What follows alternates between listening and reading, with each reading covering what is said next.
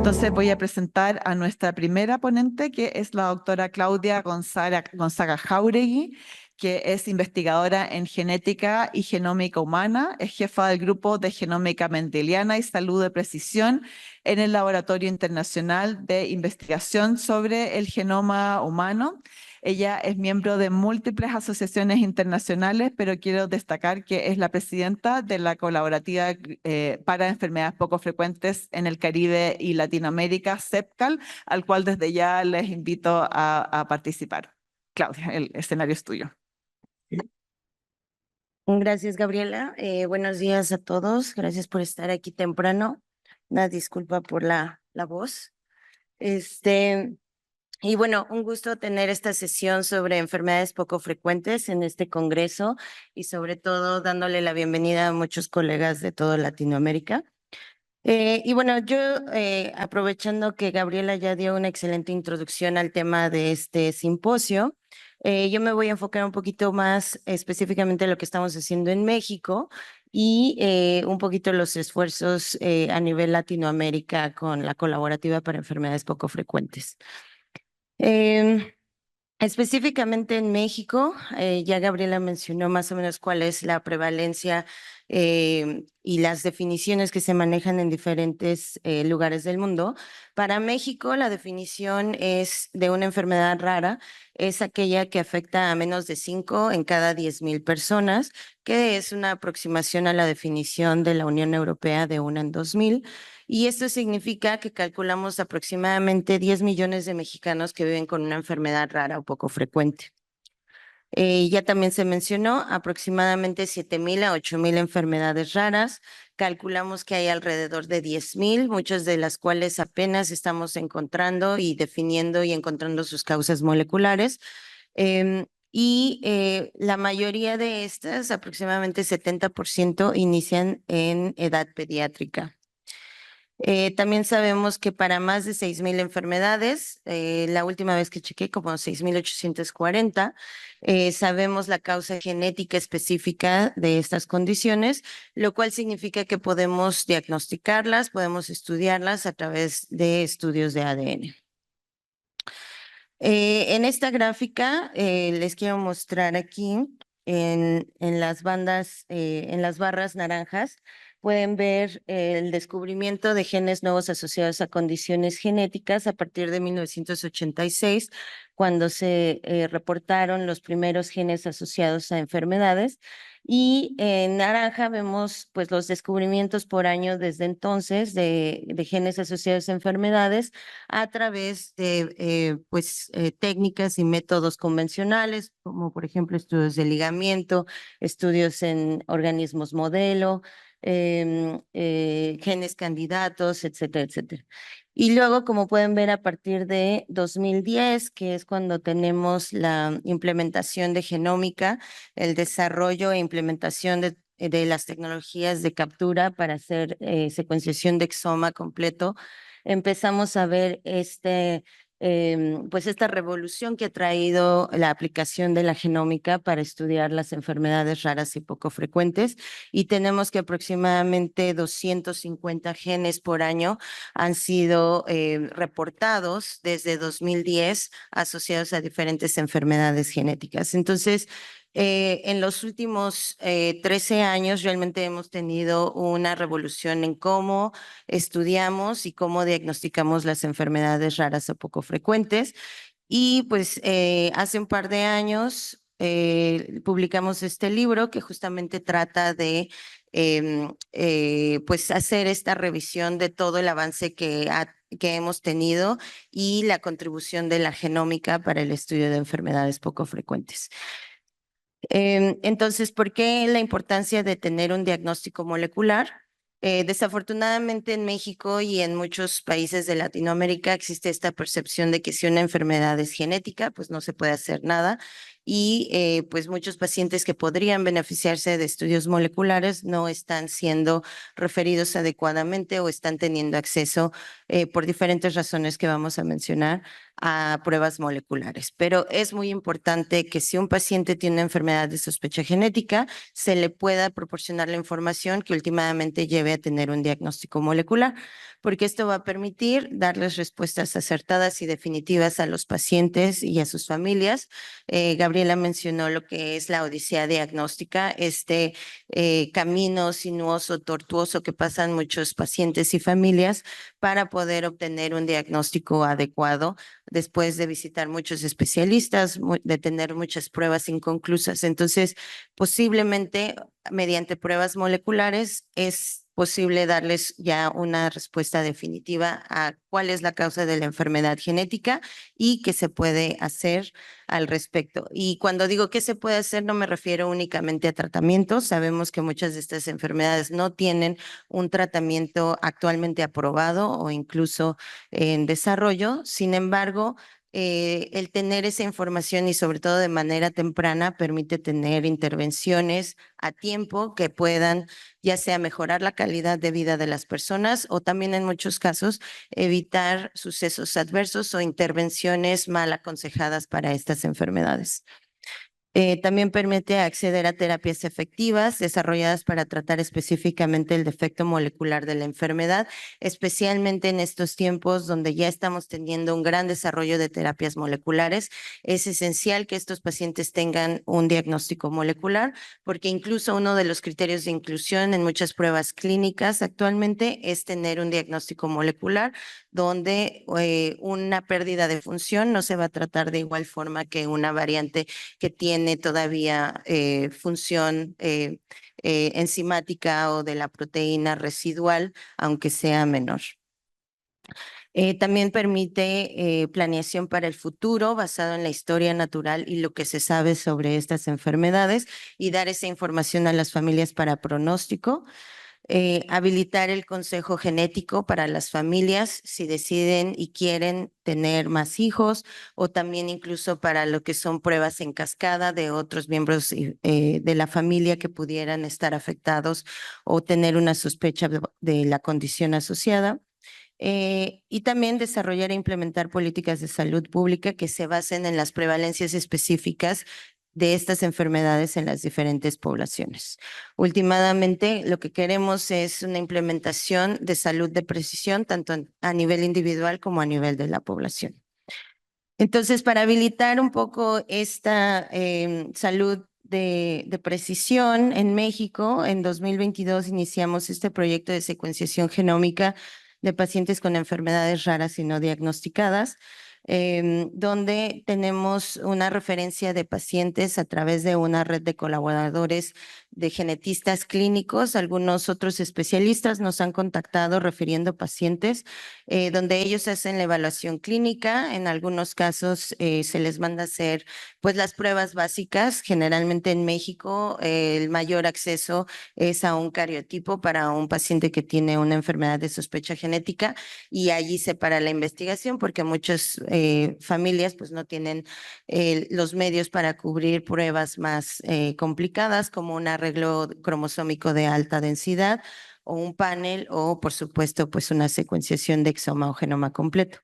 En estos casos nosotros estamos haciendo secuenciación genómica en trío a nivel de investigación, tratando de hacer lo más posible de la secuenciación en México para que los datos permanezcan en México y el análisis de los datos genómicos, el seguimiento y los estudios funcionales se realizan en el LIG en el campus Juriquilla de la UNAM. Entre los resultados hasta ahora tenemos que el 30% de los pacientes que hemos reclutado tienen variantes en genes conocidos. Sin embargo, también tenemos muchas variantes nuevas que aunque los genes ya han sido reportados, aproximadamente la mitad de las variantes en genes conocidos que tenemos son variantes nuevas, algunas que estamos viendo variantes fundadoras en población mexicana para condiciones recesivas que no se han reportado todavía.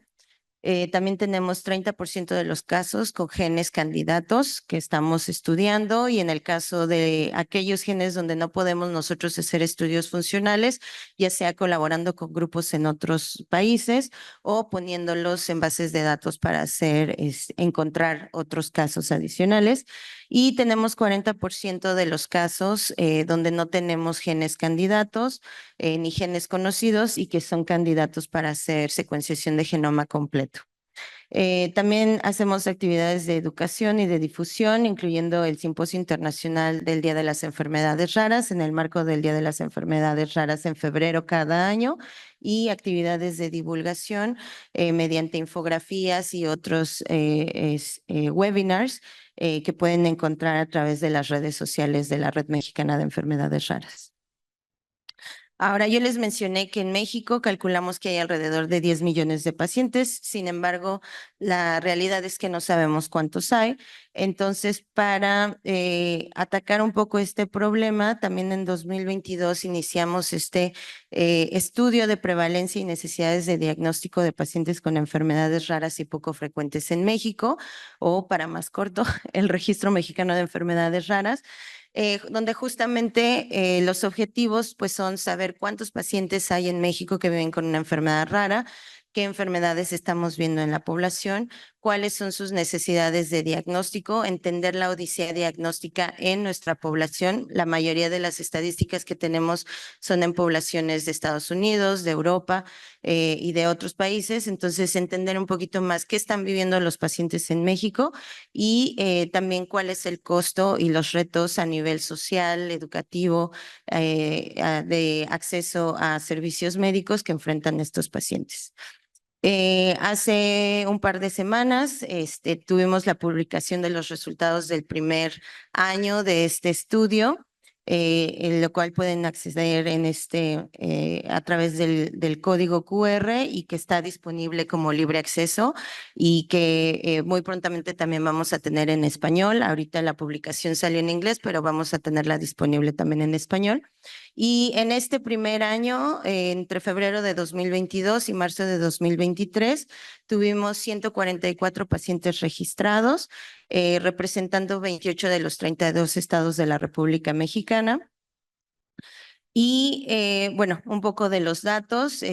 Obviamente hay mucha más información en el artículo, que los invito a que lo chequen, y si tienen cualquier pregunta nos contacten. Pero bueno, ¿qué estamos viendo en cuanto a la odisea diagnóstica? Pues estamos viendo que el promedio de tiempo de espera para obtener un diagnóstico clínico más o menos acertado para pacientes con enfermedades poco frecuentes en México es alrededor de 8 años, con un rango de 1 mes a 34 años. Como pueden ver en la gráfica de la derecha, vemos que pacientes más jóvenes, niños que están siendo diagnosticados más recientemente, están teniendo afortunadamente una odisea diagnóstica mucho más corta, donde pues hay más educación, hay más concientización sobre estas enfermedades. Entonces están pudiendo obtener diagnósticos mucho más rápido, mucho más temprano. Sin embargo, también tenemos los pacientes que están hacia arriba. Cada una de estas líneas representa pues el viaje diagnóstico de cada uno de los 144 pacientes que están en este estudio. Y en este caso, pues vemos que pacientes adultos, obviamente hace 20 años, 15 años, pues había menos información y también menos acceso a pruebas diagnósticas.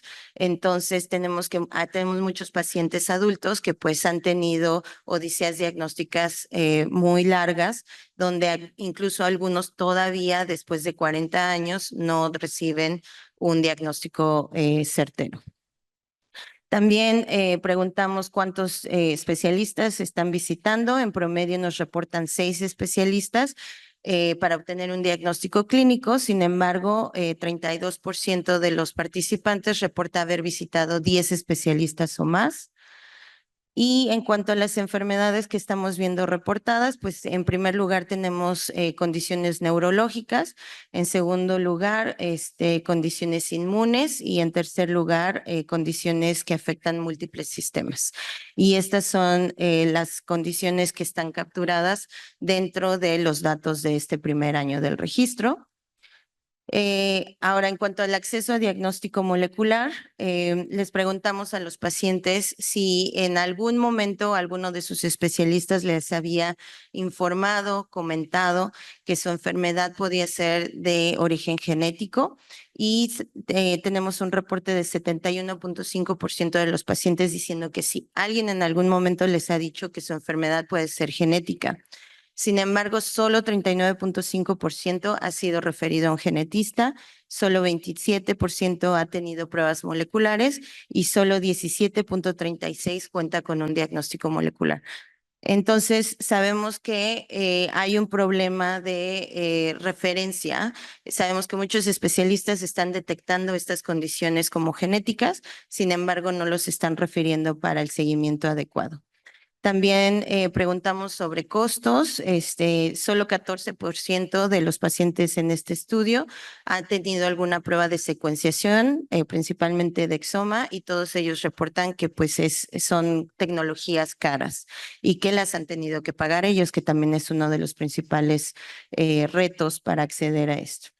Entonces, a pesar de esto, la mayoría de los pacientes tienen actitudes positivas hacia tener un diagnóstico genético, molecular, si este les fuera ofrecido y si tuvieran acceso. Y bueno, esto lo estamos haciendo en México, pero también en colaboración y con alianzas con organizaciones a nivel regional y a nivel internacional para incrementar el diagnóstico, la investigación, educación y entrenamiento en cuanto a enfermedades poco frecuentes. Tenemos la colaborativa para enfermedades poco frecuentes en el Caribe y América Latina, donde trabajamos todos estos diferentes temas que son de importancia para la comunidad de enfermedades raras y poco frecuentes en la región. Y uno de ellos, pues, es justamente esta parte de acceso a tecnologías de diagnóstico molecular y cómo podemos facilitar eso para los pacientes en Latinoamérica. Y con eso termino esta presentación y los invito a las preguntas al final de las ponencias. Muchas gracias.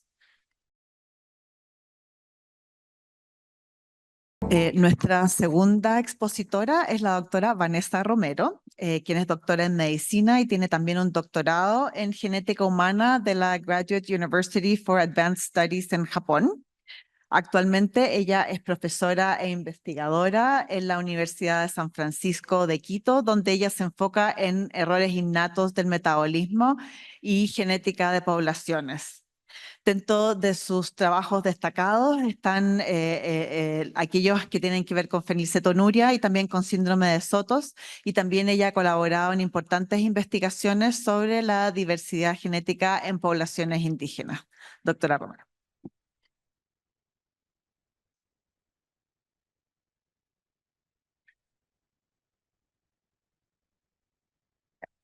Uy, ya.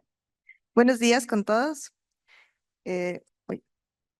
Voy a comenzar hablando un poquito de todos los trabajos que hacemos en la universidad, en la parte de mi laboratorio. Y bueno, me gusta mucho ir después de Claudia porque voy a hablarles también un poquito de cosas que tal vez a veces los médicos no lo piensan mucho. En la parte de enfermedades raras, eh, o enfermedades genéticas, usualmente como médicos es lo último que se piensa. Cuando ya viste que pasó todo y que no encontraste nada, al final está la parte de enfermedad genética, que la verdad muchas veces no debería ser así.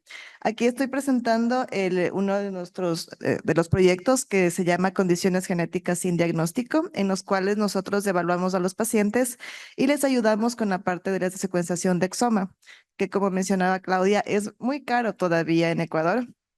Y dependiendo de qué médico te toque, yo he escuchado historias de médicos que les cobran hasta $10,000 por un examen. Es que usualmente ahorita, por lo menos, dependiendo del lugar, te puede costar hasta $1,000, desde $1,000, un poquito menos también. Entonces aquí voy a mencionarles dos historias que me parecen muy interesantes para comentar y aumentar la parte que mencionó Claudia. Este paper de aquí que publicamos, son dos hermanos que nació el primer hermano y estaba con un poquito de retraso del neurodesarrollo y le fue a ver un cirujano plástico. Y el cirujano plástico le dijo, no, su hijo tiene una craneosinostosis, que es la fusión temprana en la parte del cráneo. Y le dijo, no, ¿sabe qué? Esto es una craneosinostosis, tenemos que hacerle craniotomía. Entonces, ¿cómo suena? Craniotomía, le rompieron el cráneo. Pero el niño siguió con su retraso de neurodesarrollo. Un año después nace su hermano. Entonces, y le ve otra vez el mismo cirujano y le dice, no, ¿sabes qué? También tiene craneosinostosis. Y le abren la cabecita, pero de todas maneras, ambos hermanitos terminaron con una discapacidad intelectual moderada.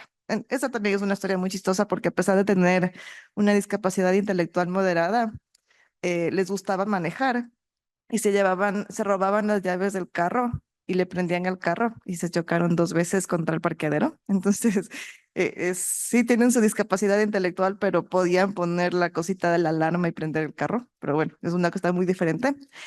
Pero bueno, tuvo algún contacto y le mencionaban que por las características físicas tendría síndrome de Carpenter, que viene con esta parte de craneosinostosis. Después de cuando los niños tenían como 10 años, pasó a nuestra consulta y nosotros le ayudamos con la secuenciación de exoma, en la cual nos dimos cuenta que no tenía un síndrome de Carpenter, tenía el síndrome de ATRX. Entonces, esos niños nunca tuvieron una craneosinostosis, tenían una microcefalia, pero el cirujano plástico dijo, esto es una craneosinostosis y le voy a operar. Entonces, 2 niños les operaron de una cosa que no era, por no pensar en una condición genética. Entonces, es una de las historias que me parece interesante mencionarles. Y la parte de, bueno, no funciona el puntero, pero allá, cuando mencionamos esta publicación que es del síndrome de Charge, el síndrome de Charge tiene, bueno, la primera letra del síndrome de Charge es la C, que es de coloboma. Y para los que no sepan, el coloboma es como una rayita hacia abajo, una manchita en la parte del ojo. O sea, tú ves un coloboma y lo primero que se te debería venir a la mente es Charge. Este paciente pasó 22 años sin diagnóstico, a pesar de que en su ojo estaba su diagnóstico. Entonces, por no pensarlo, la verdad, aquí le hicimos la parte de secuenciación. Esta no fue de exoma completo, esta solo fue una secuenciación de panel y encontramos una variante nueva.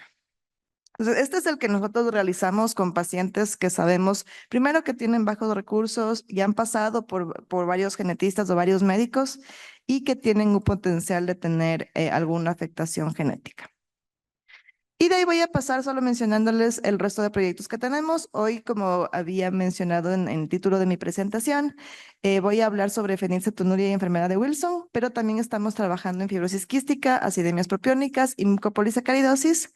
Y además de eso, como nos gusta mucho la investigación en mi laboratorio, tenemos una rama que es de la parte de metagenómica. Entonces aquí este es un mapa de Ecuador. Entonces en este mapa de Ecuador, ojalá sirva el puntero. ¿Sirve? Sí. Bueno, no sirve mucho, pero tenemos la costa, la sierra y el oriente. Esta es la parte de abajo es una tabla de la publicación de Cardoso dos Santos, en el cual se menciona cuáles son posibles, bueno, en este caso son defectos congénitos que están a lo largo de Ecuador. Entonces, como pueden ver, tenemos en la parte de Quito y la verdad es en casi toda la parte de la sierra, la parte de la microtia, que son las orejas pequeñas. Es muy común en Ecuador eso. Muchas gracias. ¿Qué pasó el otro? Esto es muy común en Ecuador y al igual o sea, y una de las cosas que se ha postulado es que tal vez, o sea, si no saben, Quito también tiene mucha de esto de microtia. Quito está a 2.800 metros sobre el nivel del mar. Entonces se mencionaba que en lugares en poblaciones que vivimos a la altura, la parte de la microtia es común, pero, o sea, mencionaban más o menos por la parte vascular, que como existe falta de oxígeno, no se llega a formar bien la parte de la oreja, pero no se ha llegado nunca a estudios de nada, que sería interesante. También tenemos la parte de paladar hendido y labio fisurado en algunas regiones de Ecuador, la parte de la ictiosis lamelar, y en otras regiones sabemos que hay focos, o sea, esto simplemente es de personas que han reportado que hay focos, pero nunca se ha estudiado a profundidad. Mucopolisacaridosis en la parte de Pastaza, que es en la Amazonía, y también en la parte de la costa. Inmunoglobulinemias y el síndrome de Larón, que si quieren investigarlo es bastante interesante. Es una forma es una forma de enanismo en la cual también tienen una alteración en el IGFR1. y de lo que se menciona, tienen menor probabilidad de tener cáncer y de tener diabetes e hipertensión. Entonces le llaman como que tal vez sean personas que puedan vivir más y por ahí la parte de la longevidad para el humano. Es un síndrome bastante interesante y esto es una parte que es de lo que mencionaba un poco también Claudia del efecto fundador. Entonces, nosotros, o sea, en el mundo hay 300 personas con Narón, 200 viven en Ecuador y fue porque, y las otras 100 viven en Israel, que vienen de los sefardini. Pues básicamente fue más o menos en 1880 por ahí, que vino una persona a enseñarnos la religión y básicamente se cruzó con una persona de Ecuador. Y como es un pueblo pequeño, se empezaron mucho a casar entre ellos y aumentó la enfermedad. Por eso tenemos exactamente la misma variante que hay en Israel, también hay en Ecuador, por esta persona que vino a hacer más grande su espectro genético, a mejorar la raza, por decirlo así, pero nosotros le mejoramos la raza, pero bueno. Ya, de ahí voy a hablar un poquito pero sí, este slide muestra más o menos las cosas que nosotros pensamos que hay o por reportes hay. Y acá hay de las que en cambio sí sabemos que tenemos. Entonces comenzamos con lo que es el tamizaje. El tamizaje es la prueba del talón, que también lo hacen, me parece, aquí en México. Bueno, nace el niño, se le toma la sangre y se le hace pruebas para ciertas condiciones. En Ecuador se las hace para estas 4 condiciones, que es hiperplasia suprarrenal congénita, hipotiroidismo congénito, galactosemia y fenilcetonuria. Estas van a decir, es porque son las más comunes. No, no son las más comunes, sino que son las más fáciles de tratar. En este caso, para una hiperplasia suprarrenal congénita, tú le das corticoide, ya, lo tenemos, le damos de tratamiento, el paciente se mantiene. Para el hipotiroidismo, le damos levotiroxina, exactamente igual. Para galactosemia, tenemos la parte nutricional. Y para fenilcetonuria es la parte nutricional más un seguimiento y un control que debe ser periódico.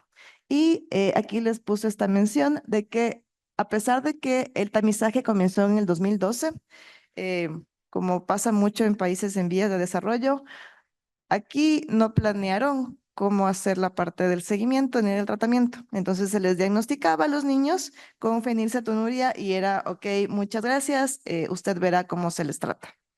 Y lo que hacían los papás era que se contactaban con con otros lugares que manejan mucho mejor, en este caso Argentina y Chile, y ahí conversaban y les decían como que, ok, ¿y qué le doy de comer a mi hijo? Entonces ahí se pasaban las recetas y los mensajes y todo eso, y, eh, y así hacían su tratamiento.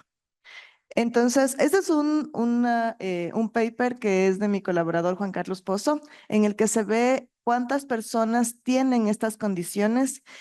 Primero, en la parte del pie de arriba, pueden ver que lo que más tenemos es hipotiroidismo congénito. De por sí, el hipotiroidismo es muy común en Ecuador eh, y muy poco diagnosticado. Y de ahí seguido por una hiperplasia suprarrenal congénita, fenilcetonuria y galactosemia.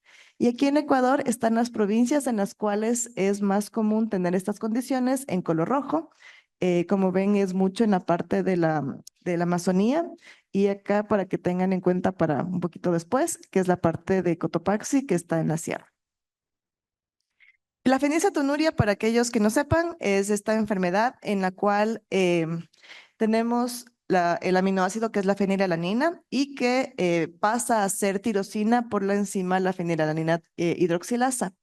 Cuando no tenemos esta enzima, ya no producimos tirosina y aumenta la fenilalanina y baja la tirosina.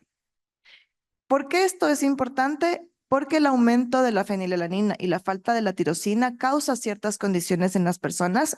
Una de ellas es lo que se conoce como una discapacidad intelectual prevenible. ¿Y por qué es prevenible? Porque los niños nacen sanos. Y si tú les quitas la parte de la fenilalanina de la dieta, ellos, o sea, y les controlas también, van a crecer bien. Pero si no, eso les quema el cerebro y terminan con convulsiones, con un montón de problemas en la parte de conducta, la discapacidad intelectual. problemas gastrointestinales y también, como no tenemos tirosina y no se olviden que esta es la vía que va hacia la parte de la melanina, estos niños son un poquito más claritos que sus hermanos o otras personas de la población. Ya, entonces lo primero que hicimos fue, bueno, nosotros lo que hicimos es la parte de la caracterización molecular de estos pacientes, porque ya era una lista que teníamos de todos los pacientes, y lo que encontramos fue que las variantes alélicas de Ecuador tienen una baja frecuencia cuando los comparamos con las variantes de fenilcetonuria a nivel global. En este caso, por ejemplo, la primera variante en Ecuador es casi el 24%, pero a nivel mundial solo es del 1%. Entonces significa que esta variante es muy común en nuestro país comparado con el mundo. Pero también lo comparamos con otros países y además puntualmente. Y lo que nos dimos cuenta es que Ecuador tiene variantes diferentes a la parte, al resto de lo que es la parte también de Latinoamérica. Entonces, como pueden ver en este mapa, eh, la variante más común que viene de España y Portugal también es común en Brasil y también es común en Chile. Nosotros no tenemos ni siquiera esa variante. Entonces significa que las variantes que nosotros encontramos son más variantes locales. Y también, bueno, eso es lo que principalmente vimos. Pues lo segundo que nos pasó fue que como ya empezamos a hacer este estudio de caracterización molecular, nos contactó una doctora en la que nos dijo, en donde yo vivo hay muchos casos. Entonces, esta es Papaurco, que es un pueblito, este es Quito, más o menos a 2 horas de Quito.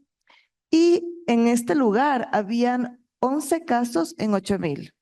Normalmente fenilcetonuria es una persona cada 10,000. Aquí tengo 11 en 8,000. Significa que hay una frecuencia altísima de esta condición. Cuando les hicimos el estudio molecular, todos tenían la misma variante.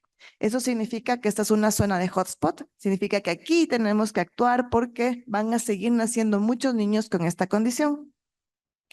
Y además de eso, recién la semana pasada acabamos de analizar esto, pero hicimos un estudio poblacional de esta zona, en donde encontramos que existe una frecuencia de heterocigotos de 0,10, más o menos un 10% de personas son heterocigotas. Entonces significa que aquí debería actuar mucho la parte del Estado con campañas de políticas de salud pública para que esta enfermedad no sea, o sea, para que cuando, primero, si tenemos niños que lo sepan manejar y si es posible evitar a través de fertilización in vitro y IVF en cualquiera de las formas de poder ver cómo viene el bebé, se puede hacer o se puede evitar. Y de ahí también hicimos como parte de nuestro estudio, que es el apoyo del tratamiento nutricional. Como les mencionaba, la parte de fenilcetonuria, uno de los tratamientos es con la parte de la dieta. Y bueno, siempre pregunto, ¿quién sabe cuál alimentos tiene fenilalanina en la dieta? Porque también está en muchos de los tamizajes ampliados. Y si son médicos, por lo menos uno me debería decir qué alimentos tienen fenilalanina. A ver, ¿cuáles? Ya, muy bien. En sí son las proteínas. Entonces tenemos alimentos que ay, porque no está así. Bueno, no salió bien la diapositiva, pero bueno. Tenemos alimentos que las personas pueden comer libremente, como frutas y verduras, pero de ahí tenemos alimentos limitados, que son los granos, que son muy común en Ecuador, y lo que no pueden comer son las partes de las proteínas. Entonces, estas personas tienen que tener esta restricción en la dieta y tienen que consumir esta fórmula, que siempre también les menciono, cuando tengan sus pacientes, prueben. Esta fórmula sabe horrible y tienen que comerse esos los pacientes todos los días. Pero bueno, es una cosa aparte, pero prueben siempre. Y también en otros países lo que tienen son estos productos que son libres de fenilalanina, como el gluten free, pero esto es fenilalanina free. Entonces, esto es el tratamiento adecuado, pero ¿qué es lo que pasa en Ecuador? La fórmula solo la vende el Estado. Y supuestamente te da el Estado, pero no puedes comprarlo de ninguna otra forma, porque a veces, como igual cuando pasó la pandemia, muchas personas no podían recibirlo del Estado y tampoco podían comprarlo. Falta también, uno de los estudios que nosotros hicimos fue comparar las guías americanas y la europea, qué tan útil es para Ecuador. Y en la guía americana y europea te ponen mucho énfasis en estos alimentos, pero estos nosotros no tenemos, solo tenemos la fórmula. Entonces, lo que hicimos también en uno de los papers que voy a presentar al final es darles la cantidad de fenilalanina y tirosina que existe en alimentos locales Y que sí, también la falta de profesionales. Como les mencionaba, hasta el 2022 no tuvimos una nutricionista que sepa completamente de fenilcetonuria. Entonces, eso es una cosa terrible. Entonces eso es más o menos de la parte del estudio de fenilcetonuria y como también mencionaba el título de mi charla, hicimos un estudio de lo que es enfermedad de Wilson. Entonces, la enfermedad de Wilson, para aquellos que no sepan, es una alteración en esta proteína que se encarga de que si ya consumes la cantidad suficiente de cobre, lo elimines. En este caso, como no pasa eso, se pasa acumulando en el cuerpo el cobre y lo puedes ver de ciertas formas, como es el anillo de Kaiser-Fletcher, que es un halo café alrededor del ojo, pero también se va al cerebro, en el cual te da parkinsonismo o esta parte como, no sé cómo le llaman, como contar monedas que empiezan a temblar desde edades muy tempranas. Hicimos igual la parte de la caracterización molecular. Aquí, en cambio, encontramos enfermedad de Wilson en en dos ciudades diferentes, que es Guayaquil y Cuenca, al sur de la región. Y encontramos lo mismo que fenilcetonuria, que las variantes locales tienen una frecuencia global o sea, tienen una frecuencia global muy baja. Igual, si comparamos con lo que eran otros países propios de Latinoamérica como Venezuela y Brasil, aún así nosotros no tenemos las mismas variantes. Y para aquellos quienes recuerdan un poquito de su historia, en la parte de migración, cuando vino España y Portugal, se centraron puntualmente en la parte de la región atlántica y no llegaron tanto a la región pacífica. Entonces, lo que nosotros pensamos es que tal vez estas variantes también sean de población nativo indígena. Y una de las cosas también para hacerles un acápite bien chiquito es de la parte de los médicos, ¿cuánto tiempo se demoraron en encontrar a estos pacientes con enfermedad de Wilson? Eh, de las familias que tenemos, que son como 11 familias, unas bueno, 3 o 4 tuvieron ya hermanos mayores fallecidos, que porque falleció el hermano mayor, les hicieron, o sea, ya vieron que el hermano menor tenía enfermedad de Wilson. Entonces ya se perdieron vidas porque el médico ni se le pasó por la cabeza que era enfermedad de Wilson. Y también tenemos, bueno, una chica que tiene 5 hermanos, que es adoptada y los hermanos no saben dónde está.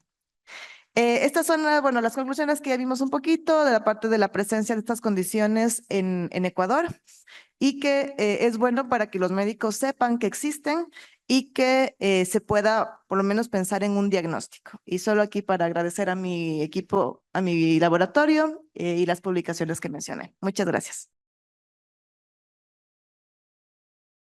Y vamos a continuar la sesión con la doctora Rebeca Méndez Veras. Ella es directora científica del Instituto de Investigaciones Químicas, Biológicas, Biomédicas y Biofísicas de la Universidad Mariano Gálvez de Guatemala y también se desempeña como analista de variantes genéticas en ese instituto desde 2017. Es responsable del análisis e interpretación de datos genéticos y genómicos, clasificación de variantes y asesoría genética, y también es consultora del proyecto Brain Health de la Organización Mundial de la Salud. Adelante, Rebeca, gracias.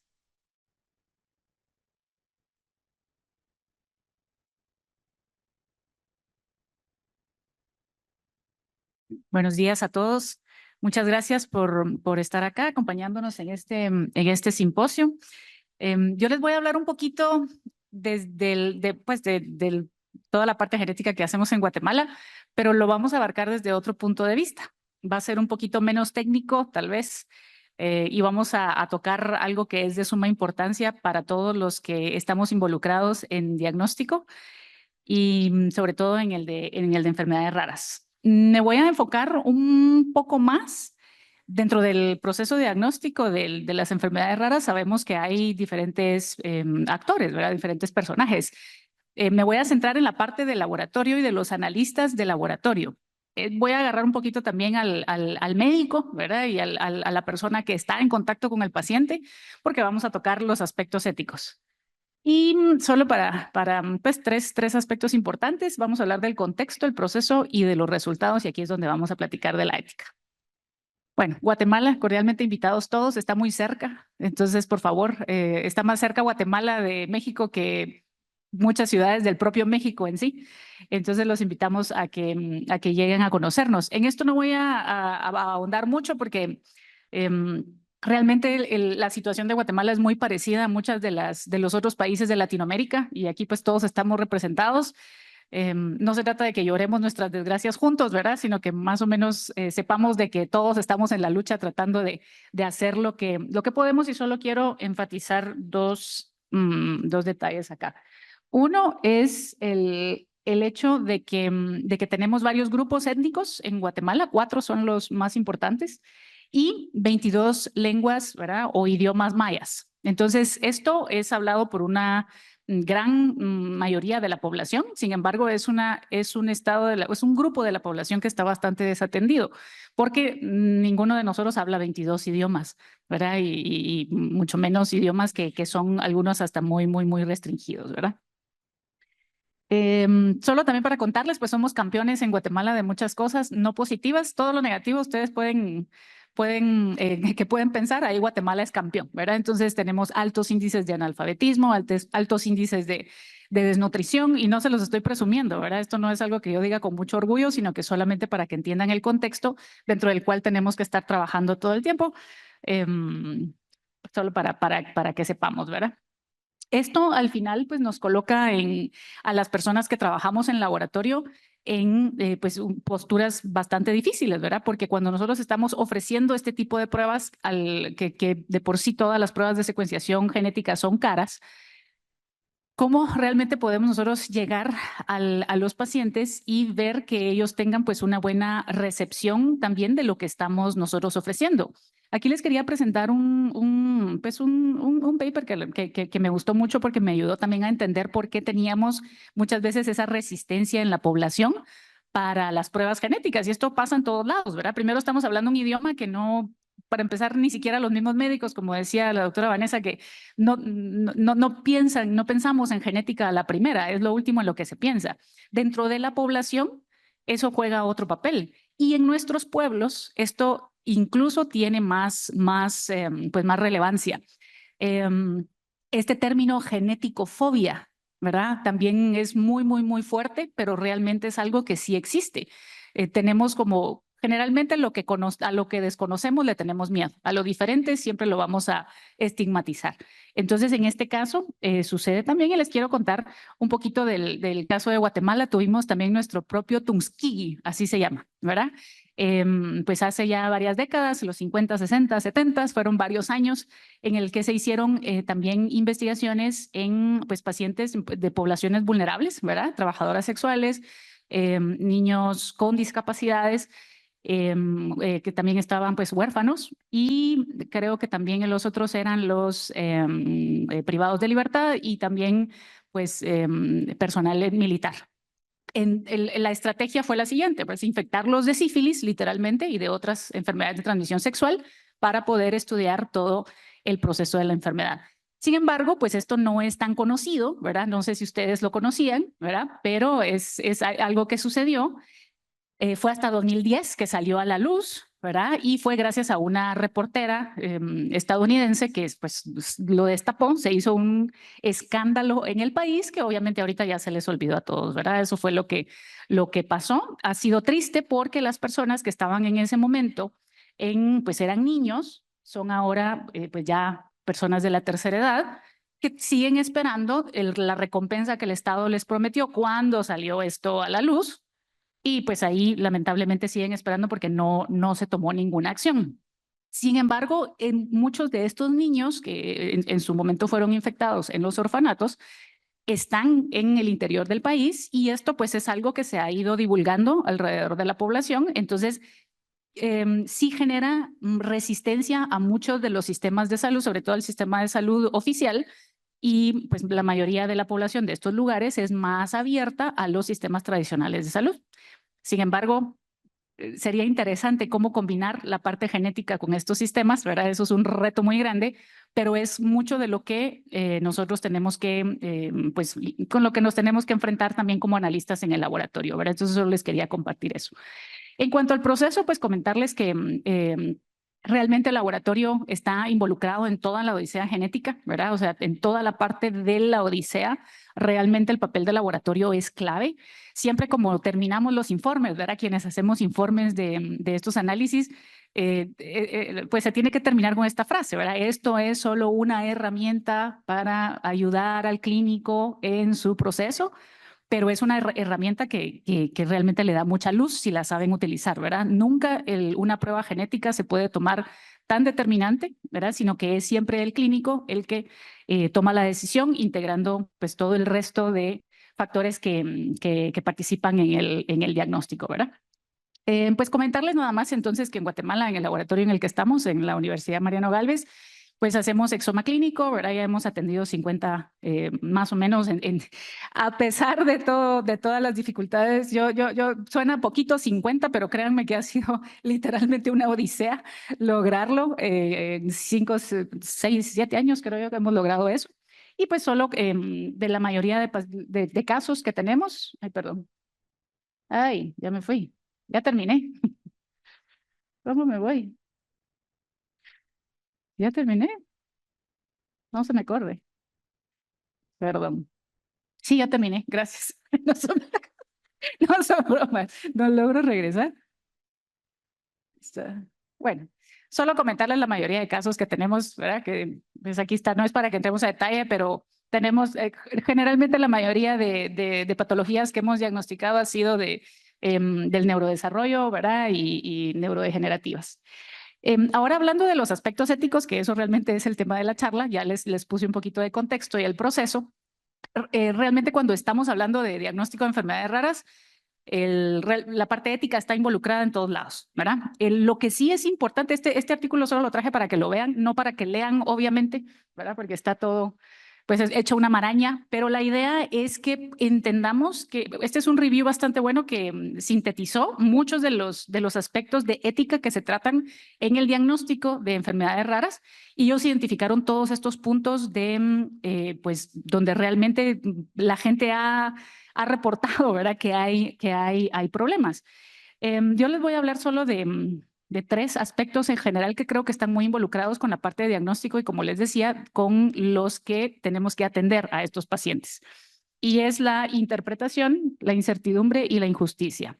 En la parte de la interpretación, pues sabemos que hay un componente altamente subjetivo, ¿verdad? Y que cuando nosotros estamos realizando las pruebas, tanto en el laboratorio como atendiendo pacientes, como analizando datos, como haciendo el informe y todo lo que esto implica, pues es una persona la que lo hace, ¿verdad? Y no se nos puede olvidar nunca también de que por mucho que lleguemos al nivel de automatización y que la inteligencia artificial nos esté dando superpoderes, porque al final eso es lo que hace, nos da superpoderes, no nos va a sustituir del todo, ¿verdad? Eso es imposible, pero nos puede hacer mejorar. El componente humano es clave, y el componente de la persona que está analizando también influye mucho en el informe que está haciendo.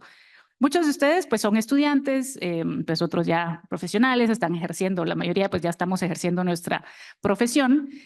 Y la palabra estrés creo que se volvió como el pan de cada día, ¿verdad? Ya pues hacemos bromas, hacemos memes y pues es algo con lo que ya vivimos. El estrés y la ansiedad es como que viene con el cartón de graduación de todos, ¿verdad? Y yo creo que cuando nos cortan el cordón umbilical, ahí de una vez nos dan nuestra dosis, ¿verdad? Y nos bautizan en el nombre de la ansiedad, del estrés y del trauma. Pero esto juega un papel muy importante, porque al momento en el que nosotros estamos realmente haciendo cualquier cosa, gracias, ¿cómo realmente vamos a poder nosotros interpretar y dejar a un lado todo lo que estas condiciones, lo que supone, por ejemplo, el estar ansioso al momento de hacer un informe? Entonces, lo que yo realmente solo quisiera dejar hoy sobre la mesa es que existen muchos factores en el trabajo de todos los días que, si no estamos conscientes de que pueden alterar nuestro juicio al momento de entregar un resultado, pueden causar mucho daño. Y en este caso, cuando estamos en el diagnóstico de enfermedades raras, sobre todo, y en las enfermedades crónicas, el papel del médico, pues obviamente se vuelve también, y del personal de salud. Yo siempre lo digo, pero no sé si esta palabra suena en muchos de los países, pero que cada uno de los profesionales de la salud que estamos acompañando a un paciente formamos parte de su caravana. No sé si como está el desfile, ¿verdad? Un desfile, y entonces están los carros y van las carrozas y va una persona en el centro de la carroza. el resto que van, ahí sí que ponen el cheerleader, ¿verdad? Los que van animando la carroza, esa carroza en particular, es la caravana. Y al final nosotros, pues ese papel es el que jugamos, ¿verdad? Entonces, no podemos olvidar de que estamos en ese contexto. Y pues solo para mencionar un par de cosas de la incertidumbre al momento de realizar las pruebas, el determinismo genético es una creencia, que esto pues ha sido muy abordado sobre todo por la filosofía de la ciencia y la biología teórica y nuevas teorías de la medicina, es de que le estamos dando también a la genética hay que darle el papel que le corresponde, ni más ni menos. Y tampoco el hecho de que una persona tenga una enfermedad genética o por lo menos que tenga variantes en su genoma que sean pues incluso patogénicas, está indicando que va a tener la patología en sí, ¿verdad? Eso entra en juego muchos otros factores y eso es lo que tenemos que nosotros siempre tener en presente. Y ya para terminar, pues solo les quería mencionar otro aspecto que es la injusticia, ¿verdad? La epistémica y la hermenéutica. Estos términos son más utilizados en derecho, ¿verdad? Las personas de leyes pues los conocen un poquito más. Y uno es, no le creo a la persona, ¿verdad? El no le creo cuando me está diciendo las cosas. Y el otro es, no lo tomo en cuenta en el proceso, ¿verdad? Al final, la epistémica es eso, negar la oportunidad a participar a ciertos grupos, que viene de la mano de lo que hablábamos desde el inicio, ¿verdad? De toda la parte, sobre todo de los grupos ancestrales, ¿verdad? De los pueblos ancestrales que también necesitan acceso a la medicina. Y después está el hecho de que una persona, cuando manifiesta su síntoma, no se le cree, no se le toma en serio. ¿Y cómo va a ser que, o sea, cómo puede pasar que también el profesional de la salud pueda poner total atención cuando tiene 100 pacientes esperándolo en una clínica, tiene 5, 8 minutos, 10 minutos para hacer un diagnóstico y llega una persona cargada emocionalmente con dudas y con todo lo que esto implica, que no es fácil, a expresarle lo que está sintiendo, ¿verdad? Entonces, no estoy justificando el otro lado, pero sí tenemos que estar conscientes de que esto es un tema de injusticia muy grande, que no se ha hecho todavía como, no sé si está ya legalizado en nuestros países y puede ser como causa de demanda, pero creo que también valdría la pena empezarlo a hablar un poco más, no para que nos demanden, ¿verdad? Sino que para que lo dejemos de estar haciendo, que es lo que necesitamos. Y pues solo en esto les quería contar un caso, una situación que me pasó también con un paciente, eso de no entenderles, ¿verdad? Que en uno le estaba yo explicando toda la parte preclínica, ¿verdad? La entrevista preclínica antes de hacer la prueba genética. Ellos, era por una distrofia que el niño llegaba, y una distrofia muscular. Y entonces me decía, mire, tiene antecedentes en su familia, ¿verdad? De algunas enfermedades genéticas. Y me dice el señor, el papá, ellos eran de la área rural de Guatemala. Miren, no, pero cuando se murió un primo, ¿verdad? Un primo de alguno de ellos, un primo, antes de morirse, él medía como 1,60 y empezó a crecer y a crecer y a crecer y a crecer y a crecer. Así como se quedaron ustedes, así me quedé yo. ¿Cómo así le debo? No, es que sí, mire, o sea, él estaba en la emergencia del hospital, ¿verdad? En el intensivo, perdón, y unos ratitos, un momento antes de fallecer, él crecía y crecía y crecía y llegó a medir como 1,80. No entendí y no he encontrado la fecha y por eso lo lanzo acá para ver si alguien me puede explicar qué fue lo que pasó, pero no entiendo. Y después la esposa lo confirmó, digamos, o sea, ella estaba como afirmando esto, pero yo no sabía qué hacer, ¿verdad? Entonces, de una manera tal vez inconsciente, yo pude haber caído en esto, aunque no me hacía nada de lógica. Yo no soy médico y dije, tal vez algo, pero no sé. Pero se los quiero dejar como en la mesa de que este tipo de cosas la gente se cree, ¿verdad? Hay que averiguar un poquito más y por lo menos sí, pues prestarles atención, ¿verdad? Algo habrá pasado ahí que ellos lo explicaron de esa forma, fue la forma en la que lo entendieron, no sé a lo largo todavía del tiempo que es esto. Ya me pasé del tiempo, entonces solo comentarles que, pues que en Guatemala estamos haciendo muchas capacitaciones en el laboratorio y talleres y discusiones de este tema, sobre todo de la ética con los profesionales de la salud que trabajan conmigo, precisamente para poder discutir estas cosas y pues sobre todo ponerlas en la mesa, que es lo que les comentaba. Y a manera de conclusión y de recomendación, solo eso, ¿verdad? Comentarles que tenemos que hablar más de no solo de la parte ética a nivel general en el sistema de salud, sino que también, sobre todo, en el diagnóstico de estas enfermedades poco frecuentes, que como bien decía la doctora Repetto al principio, también hay cánceres raros, ¿verdad? Y estoy segura que si hacemos ahorita una encuesta rapidita aquí entre el público, vamos a encontrar que todos tenemos, aunque sea un familiar, o sabemos de un caso, o hemos sido nosotros mismos,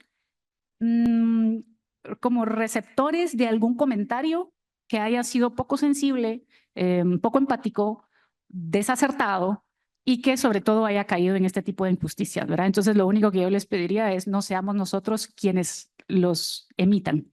Muchas gracias, eso era nada más lo que les iba a comentar, y pues siempre agradecer al laboratorio de la Universidad Mariano Gálvez, que es con quienes trabajo. Gracias a ustedes por su paciencia. Un gusto, como siempre, darle la bienvenida a la co-moderadora de esta sesión, la doctora Gabriela Repetto. Ella es médico genetista e investigadora, directora del Centro de Genética y Genómica de la Facultad de Medicina de la Clínica Alemana, Universidad del Desarrollo en Santiago de Chile. Ella atiende a pacientes y participa en el desarrollo e implementación de exámenes genéticos relevantes para la población chilena y en la educación de profesionales de la salud sobre genética y genómica. La doctora Repetto también es parte del comité directivo del Global Genomic Medicine Collaborative y es miembro del Technical Advisory Group para genómica de la Organización Mundial de la Salud. Muchas gracias, Gabriela. Adelante.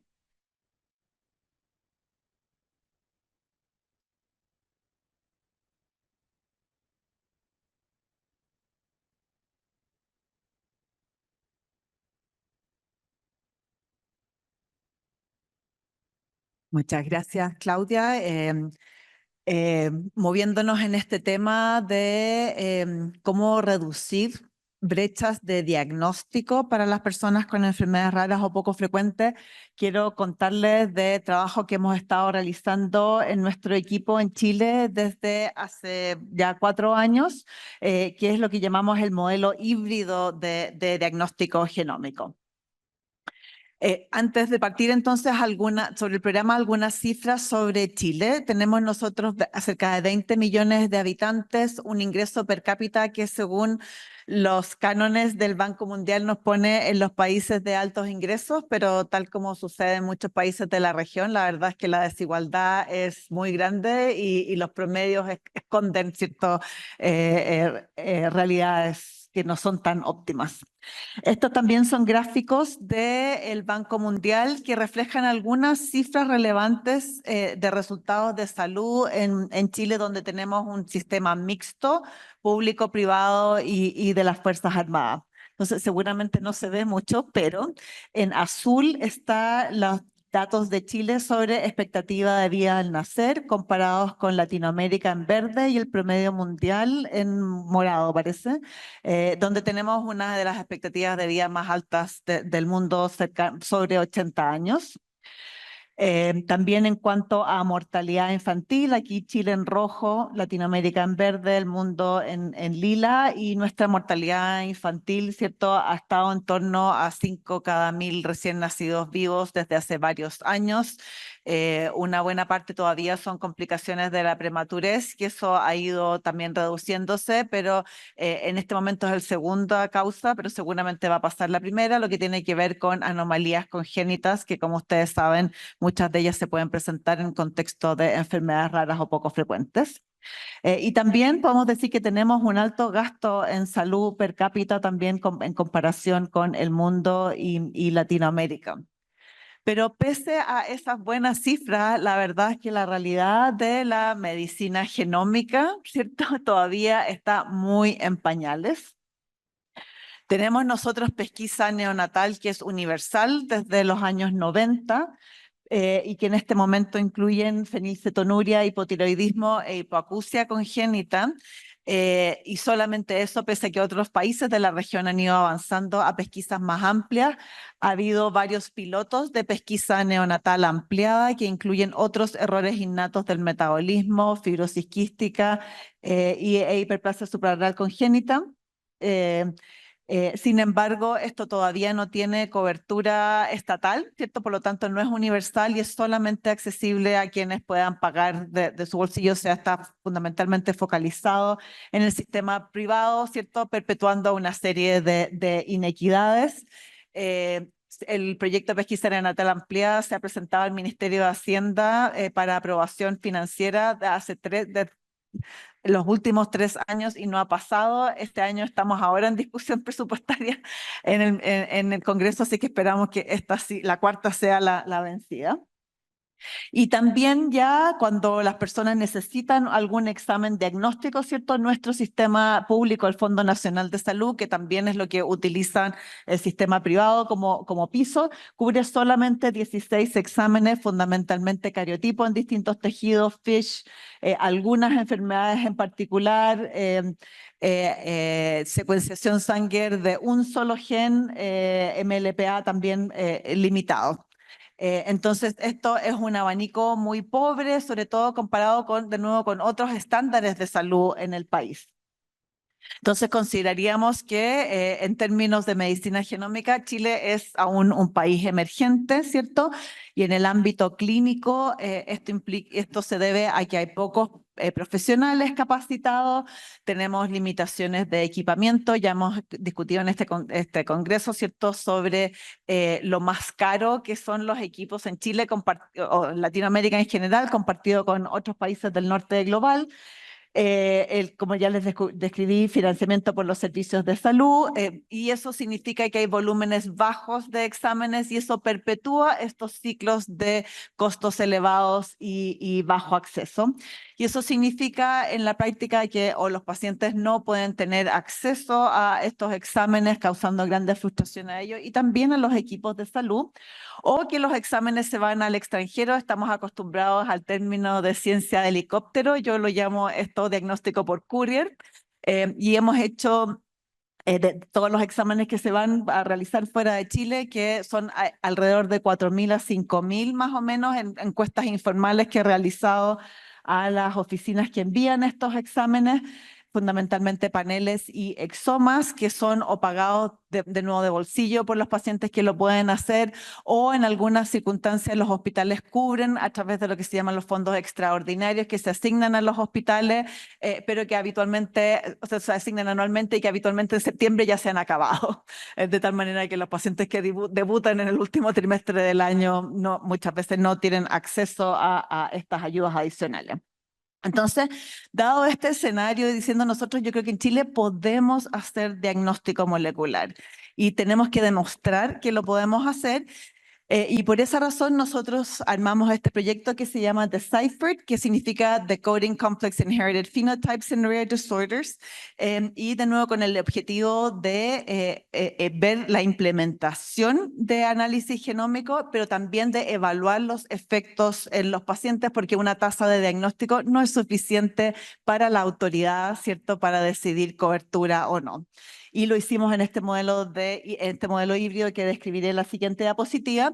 Y nosotros nos enfocamos con las personas que llamamos de condiciones ultra raras, o sea, que ya hubieran agotado las capacidades existentes en el país, que como les describí son bastante limitadas, ¿cierto? Y nos enfocamos en personas que tuvieran los siguientes criterios de ingreso: anomalías congénitas múltiples, con o sin alteraciones del neurodesarrollo y con o sin sospecha de trastornos inmunológicos privados, y de nuevo en que no se hubiera podido llegar a algún diagnóstico, y de nuevo cómo hacíamos esto en un país con recursos genómicos limitados. Y este es un proyecto multidisciplinar que tiene ciertos protocolos de evaluación clínica detallada y que ha sido en el fondo también una experiencia valiosa de generar una red de colaboración nacional. La parte de secuenciación de exoma, esa es la herramienta fundamentalmente que utilizamos, e idealmente como tríos, acompañado de su análisis informático y priorización de variantes, y también importantes aspectos de ciencias sociales que tienen que ver con evaluar calidad de vida tanto de los pacientes como de sus cuidadoras o cuidadores, ilustrar la trayectoria en el sistema de salud y también realizar análisis económico para, a través de toda esta información, generar una propuesta de marco de valor para las enfermedades raras o poco frecuentes en Chile, y esto ha sido utilizando métodos mixtos y con colaboración de sociólogos, antropólogos y economistas de la salud.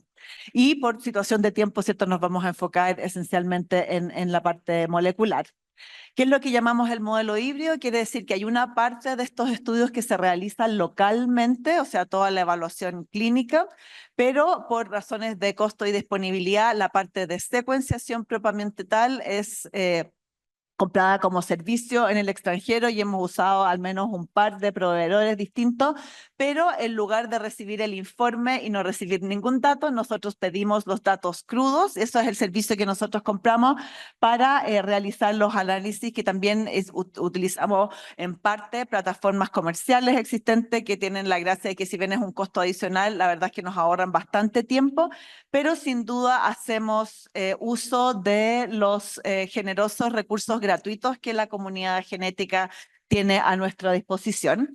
Y pese a que este es un proyecto de investigación, ¿cierto?, nosotros tenemos un modelo de entrega de resultados a los participantes, de manera de poder analizar todos los otros resultados que les mencioné en la diapositiva anterior. Entonces, recibimos nosotros los archivos, miramos, como les decía, estos exomas, así que porción codificante de alrededor de 20.000 genes.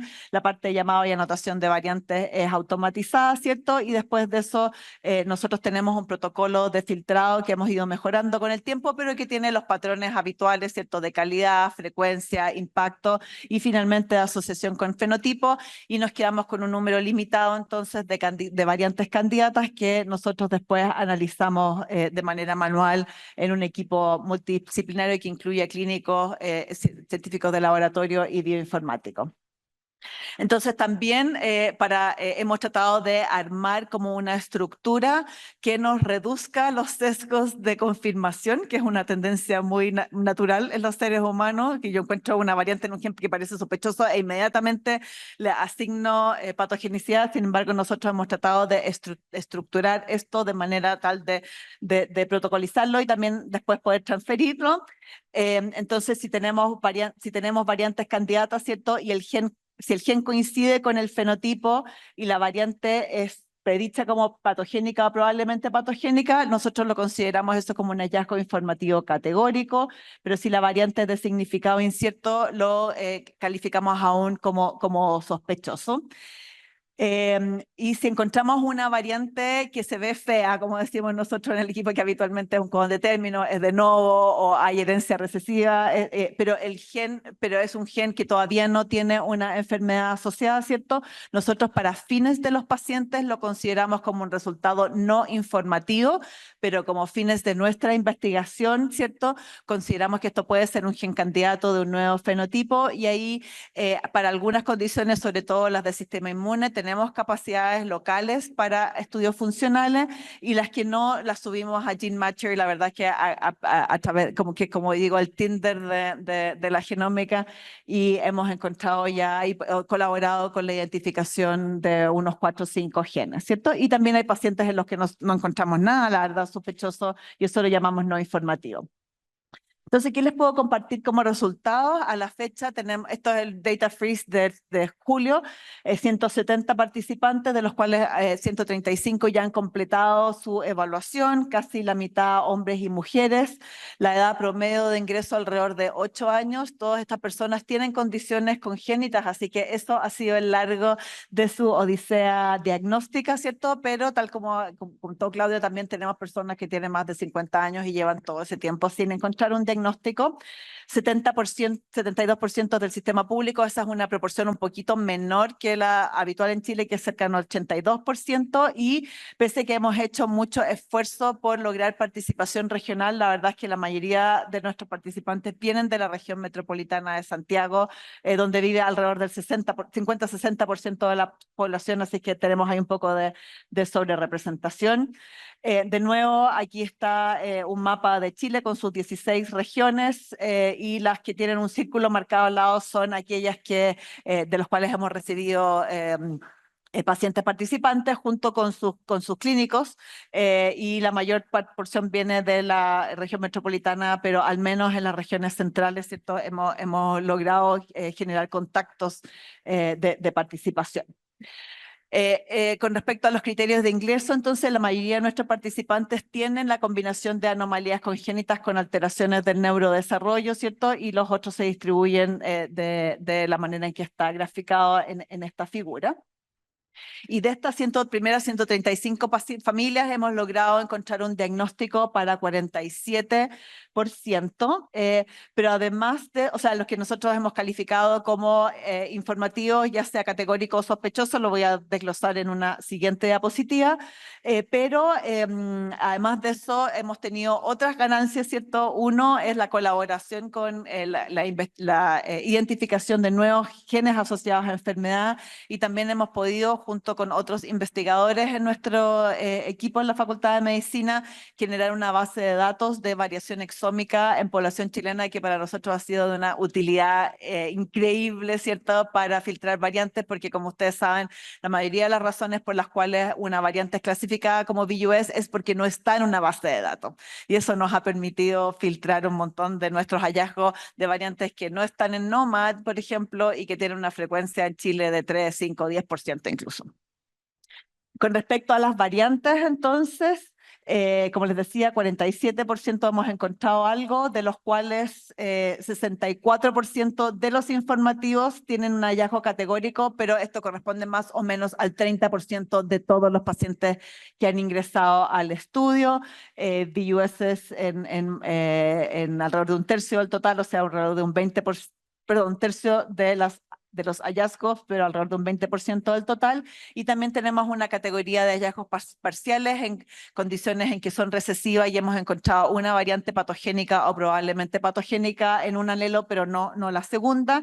Hemos encontrado como alrededor del 10% de nuestro cohorte también tiene variantes de número de copia, no solamente SNVs. Y además de eso, la mitad de nuestras variantes no han sido descritas previamente en CLIPBAR, así que hemos podido también aportar a esa base de datos. Entonces, en cuanto a nuestras conclusiones, creemos que yo siempre digo hashtag se puede, o sea, esto es algo que podemos hacer, ¿cierto? Y hemos también demostrado para las autoridades, para quienes esto no es tan obvio, que el exoma es útil como una herramienta amplia, tanto para distintos fenotipos como también para distintos tipos de variantes.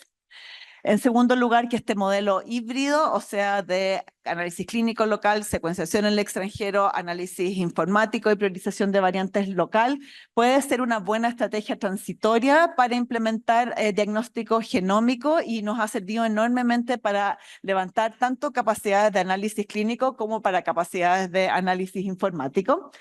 Y por supuesto que hemos mirado esto con lo que se llama el marco de ciencias de la implementación, ¿cierto? Y hemos identificado una serie de cuellos de botella, hay un triple L, parece que uno y hay muchos en este sistema, pero algunos tienen que ver con profesionales que son necesarios en nuestro sistema de salud, como por supuesto asesores genéticos, bioinformáticos, ¿cierto? Y esta nueva especie que está surgiendo, que son los variant scientists, en esta etapa final del análisis.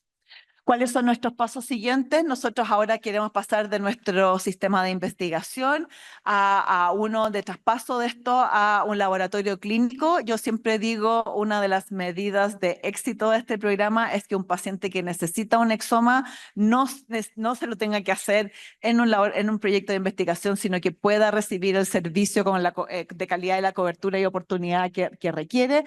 Y eso ha significado que estamos reenfocando nuestro programa a ese todavía 40% de pacientes que sigue sin diagnóstico o más, ¿cierto? Implementando metodologías de reanálisis y otras nuevas herramientas. Y de nuevo, por tiempo no les he contado todos los aspectos de ciencias sociales, pero creemos, ¿cierto?, derivado de todo este conjunto de actividades en el proyecto sobre recomendaciones para desarrollar programas de salud que sean integrales para las personas con estas condiciones. Entonces, parte de diapositiva final, solo para dar un enorme agradecimiento a todas las personas que han participado en este estudio. El grupo nuclear ahí en negrita está Boris Rebolledo acá en el público y múltiples colaboradores, tanto investigadores de ciencias sociales como colaboradores clínicos a lo largo de Chile y, por supuesto, a las agencias que nos han financiado este estudio. Y aquí, si quieren más información sobre nuestro programa, los códigos QR, nosotros hemos tenido una serie de webinars bimensuales en los últimos 2 años de distintos aspectos de enfermedades raras organizados con agrupaciones de pacientes, y a la derecha el código QR les lleva a las publicaciones de este tema a nuestro equipo. Muchísimas gracias.